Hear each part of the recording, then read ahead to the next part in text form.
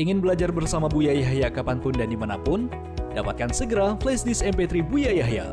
Berisikan berbagai materi kajian lengkap bersama Buya Yahya.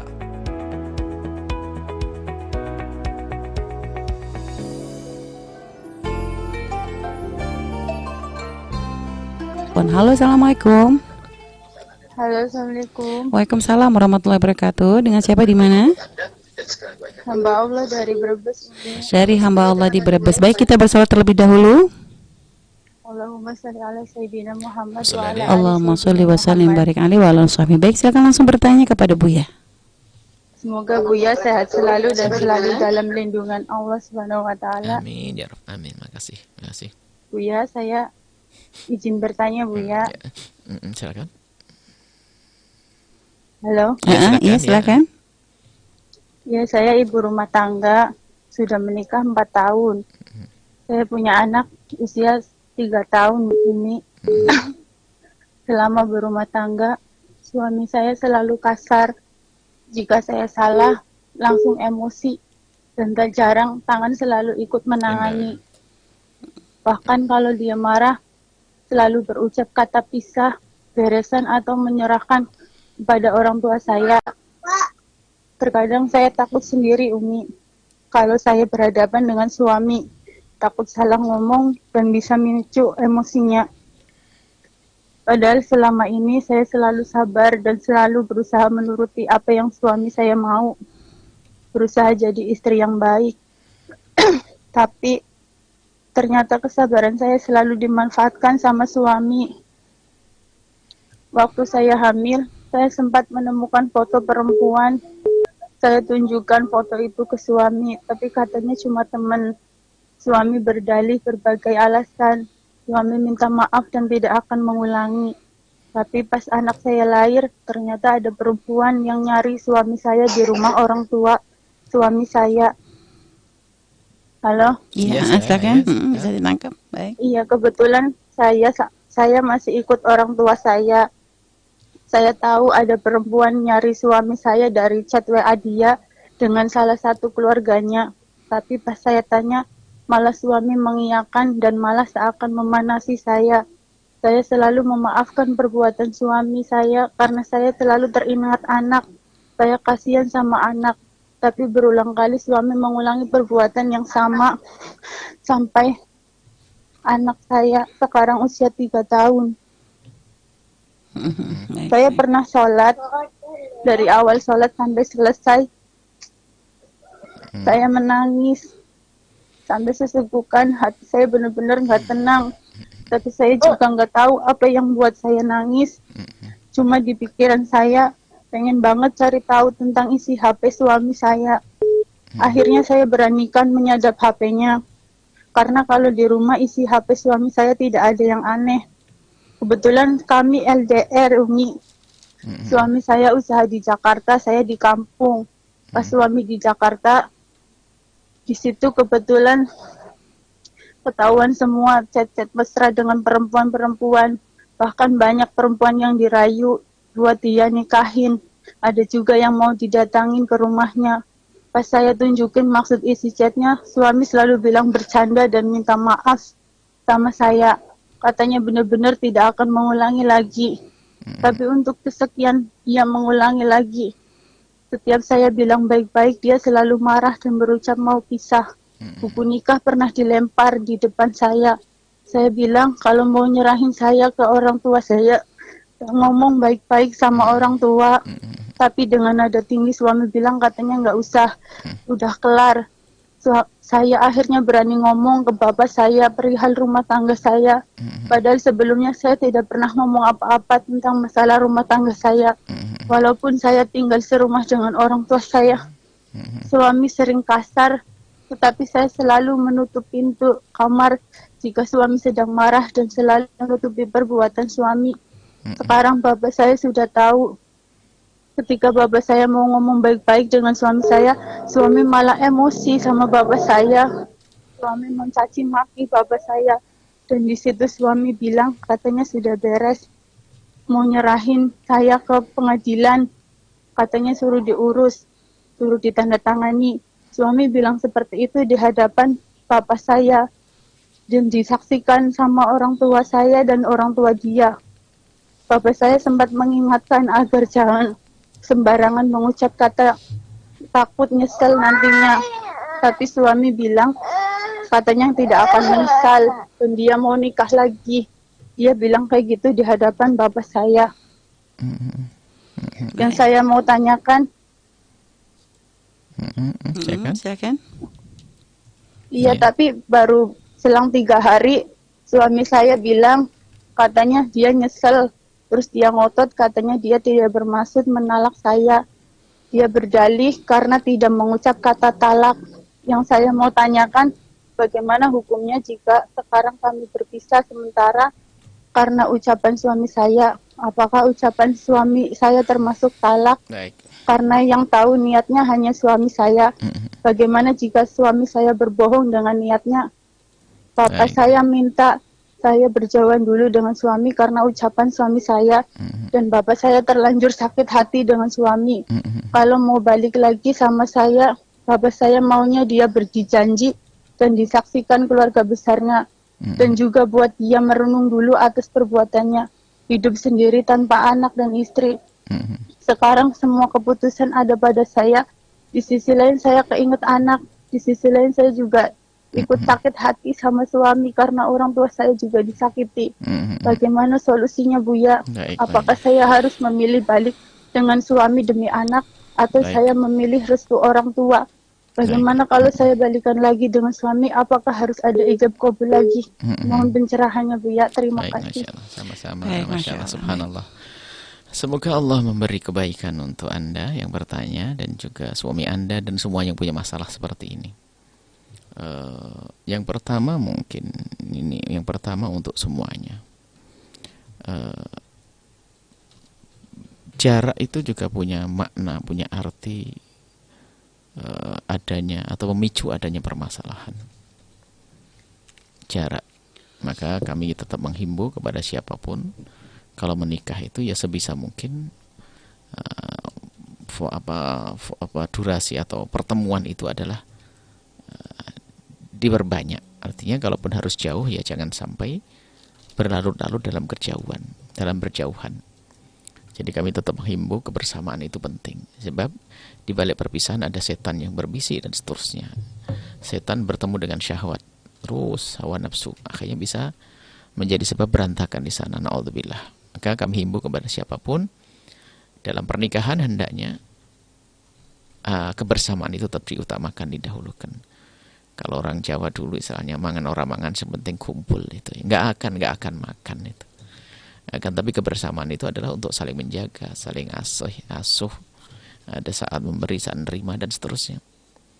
Belum lagi godaan di luar sana. Masya Allah ya. Ini adalah nasihat untuk semuanya. Artinya apakah sudah pernah dicoba ini bagi yang bertanya ini untuk bersama? Karena bersama berjauhan itu punya arti untuk memicu itu semuanya. Sehingga di telepon pun bisa saja suami itu emosi karena apa? Ada hasratnya yang tidak terpenuhi, dia bisa menjadi emosi dan marah. Baik, terlepas dari ini. Untuk masalah masalah hukum perceraian itu adalah sederhana sekali. Akan tapi yang harus didahulukan adalah problematika Anda ini. Permasalahan Anda harus selesaikan dong. Ya kan? Anda kembali kalau suaminya masih tetap seperti itu, jika benar yang Anda sampaikan, kan saya dengar dari Anda saja. Jika benar yang Anda sampaikan, maka masalah kembali itu mudah. Kalau seandainya nanti betul cerai keputusannya kan bisa rujuk kembali dengan pernikahan dengan rujuk suami juga sudah oke. Akan tapi yang menjadi Tanpa masalah akad baru, tanpa akad baru nanti kita jawab itu ya. Artinya yang harus kita selesaikan dulu ada problematika ini.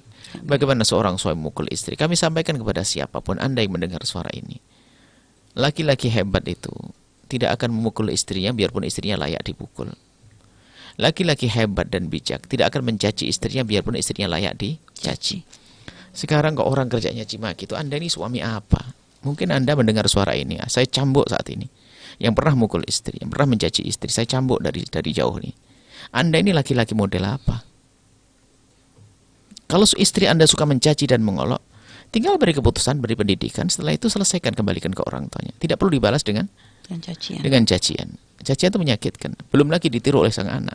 Belum lagi itu menjadikan sebab anak benci kepada Anda. Menjadi anak nggak bisa berbakti pada Anda, berarti Anda mencetak ahli neraka. Kami sampaikan kepada para suami semuanya, tolong insaf dan sadar. Mungkin Anda latah mukul, akan tapi sekarang harus tobat, sadar. Oh, dosa besar itu. Nah, dosa besar, baik. Kemudian juga kalimat caci maki dan mukul. Kemudian dari sisi lain, seorang istri jika menemukan seorang suami semacam itu, ya tentunya langkah pertama seperti yang kami sampaikan kepada yang lainnya, ya mengingatkan, sabar, mengingatkan dan sabar. Itu kan namanya proses, ya. Tapi jika ternyata Anda sudah tidak mampu, dipukul sekalipun sudah layak kok untuk mengadukan. Dipukul sekali itu sudah tidak dosa lagi, karena wanita bukan untuk dipukul. Ya, baik. Sama dicaci itu termasuk hal yang menjadikan seorang wanita boleh minta cerai adalah di saat didolimi semacam itu, dipukul atau dicaci. Sehingga ini menjadikan wanita punya hak untuk minta cerai dan tidak dosa lagi di hadapan Allah. Mencaci beneran, ya, bukan tersinggung. Ada perempuan tersinggung tidak dicaci dibilang tersinggung. Guyonan dianggap mencaci. Ini nggak benar. Mencaci betul, mengolok dan memukul. Mukul dengan emosi sampai kadang-kadang matanya biru. Ini adalah laki-laki gila itu. Diajak perang nggak berani, memerangi orang musuh Islam, tapi giliran sama istri berani. Ini apa cemen, ayam kate itu kan gitu. Jadi seperti itu. Kemudian Anda sebagai seorang istri kalau memang tidak mampu, Anda punya hak untuk bisa minta cerai demi kebaikan. Urusan anak bisa jadi setelah Anda bercerai malah lebih bagus. Kalau memang suami Anda tidak bisa dibenahi. Apalagi tadi dengan mertuanya juga. Apalagi dengan orang tua Anda seperti itu, ya. Hanya setelah yang harus Anda pikirkan adalah mempunyai suami seperti itu jauh lebih bagus daripada seseorang menjanda, tak taunya di sana masuk ke haroman, zina dan sebagainya. Karena biasanya begini, wanita yang punya suami yang zalim itu hubungan seks dingin. Tapi di saat menjanda langsung bangkit. Kalau sudah begitu, na'udzubillah melakukan kehinaan. Maka lebih baik punya suami biarpun sambil mencaci maki yang jelas tidak masuk ke zina. Nah, kalau Anda siap berpisah dengan perceraian, kemudian Anda waktu itu Anda yakinkan diri Anda bahwa Anda akan aman, bisa aman, maka Anda bisa memilih langkah ke sana, itu lebih bagus daripada Anda dipukul, dicaci dan orang tua Anda juga disakiti. Baik, ini adalah masalah nasihat semacam itu. Dan bisa jadi itu adalah peringatan buat suami. Bahwasanya Anda juga tidak bisa dibuat main-main. Karena melihat Anda sabar tabah, bisa saja seorang suami jadi mengentekan. Tapi ini adalah versi Anda, saya tidak tahu sesungguhnya kayak apa. Adapun kalimat suami mengatakan sudahan selesai, ini adalah bukan cerai soreh, bukan terang-terangan, tapi adalah tergantung niatnya sang suami. Kalau dia pakai niat jatuh cerai. Ya, apalagi dia ngomong enggak, kalau dia tanyakan, kalau dia tidak mencerai, dia tidak jatuh. Kalau dia bohong bukan urusan Anda. Kita tidak tahu apa yang di hati orang kan. Kalau dia mengatakan, oh enggak, maksud saya enggak mencerai, ya sudah enggak jatuh cerai. Baik. Satu, kalau seandainya pun jatuh cerai, suami cukup mengatakan, selagi itu masih cerai 1 dan 2, suami cukup mengatakan, aku rujuk sudah selesai kok. Jadi untuk mengembalikan itu gampang, ya ukhti. Wahai saudariku, mengembalikan itu gampang, cuman problem itu terjadi lagi atau tidak, akan terselesaikan atau tidak. Jadi kalau mengembalikan dengan komitmen tadi atau janji-janji berjanji, bisa saja itu dibuat, ya kan? Bisa saja dibuat. Perjanjian suami harus begini. Kalau tidak, sudah. Berarti itu termasuk bentuk pendidikan terakhir bagi Anda. Boleh, coba Anda lakukan itu. Dengan beberapa perjanjian, jangan lakukan ini, jangan mencaci, jangan mengolok. Kalau mencaci, mengolok, langsung Anda selesaikan. Mungkin pendidikan bagi beliaunya, maka setelah itu Anda menjadi orang istimewa. Wanita yang solehah, kemudian menjadikan suaminya jadi soleh. Ini saja. Allahu a'lam bishawab. Baik, Bu ya, subhanallah, Bu ya. Dan tadi Bu ya tentang masalah menyadap handphone sendiri, apakah itu adalah hal yang kami himbau kepada para istri, ya. Kami himbau kepada para istri agar waspada. Jangan punya, bukan saja istri, suami juga.